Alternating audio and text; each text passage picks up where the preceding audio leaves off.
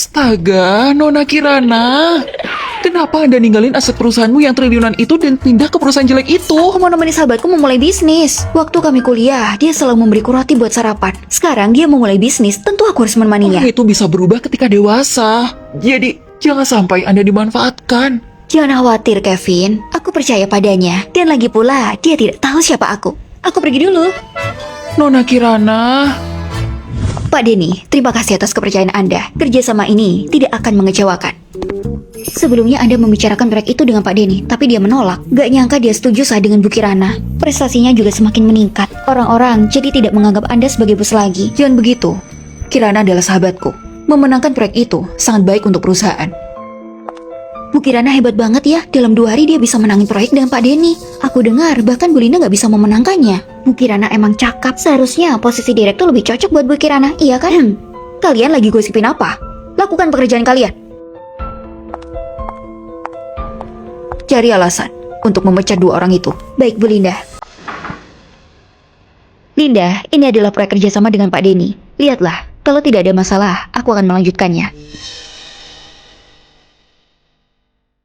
Rencana ini terlalu bertele-tele. Tulis ulang. Oke. Ini rencana yang sudah diperbaiki. Lihatlah. Masih salah. Apa timmu mau menunjukkan sampah seperti ini pada klien? Linda, aku pikir rencana ini tidak ada yang salah. Dan proyek ini sangat mendesak. Aku bilang tulis ulang. Kamu gak paham?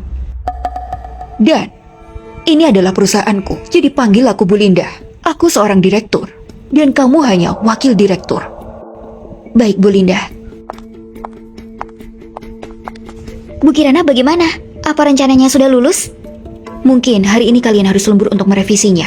Atas kerja keras kalian, aku akan memberikan bonus setelah proyek selesai. Aku umumkan sesuatu. Karena proyek kerjasama dengan Pak Denny terlalu lambat, aku putuskan untuk memindahkannya ke grup Marriott.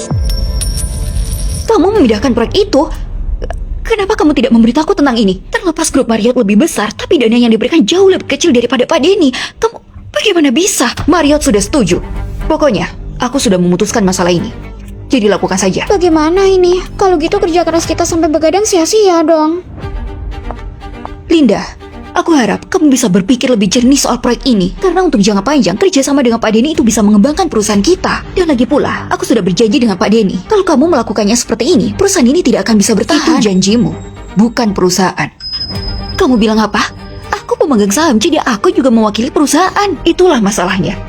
Sebuah perusahaan cuma butuh satu pemimpin. Kirana, tanda tangani transfer saham ini. Sahammu yang 1 miliar, aku akan berikan 2 kali lipat. Dengan 1 miliar ini, kamu tinggalkan perusahaan. Sekarang saham perusahaan naik puluhan kali lipat. Demi 1 miliar kamu mengusirku.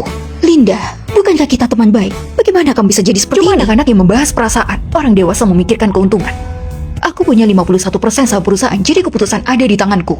Kalau kamu tidak mau semua karyawan di departemenmu dipecat bersamamu, aku saranin kamu tanda tangani kontrak ini.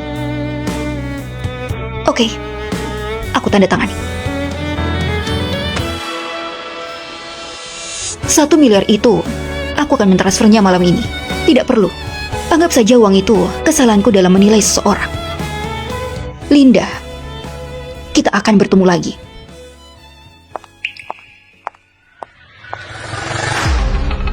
Bu Linda, kinerja perusahaan kita terus menurun belakangan ini. Ada masalah suntikan dana dari grup Marriott. Kita tidak bisa melaksanakan proyek lagi. Jika tidak ada lagi suntikan dana, perusahaan akan bangkrut. Harapan kita tinggal grup Wijaya agar mau berinvestasi. Biar aku sendiri yang menemui bos mereka. Perusahaan kecil seperti kita, apa mereka benar-benar mau membantu kita? Kita sudah di sini, jadi mari kita coba.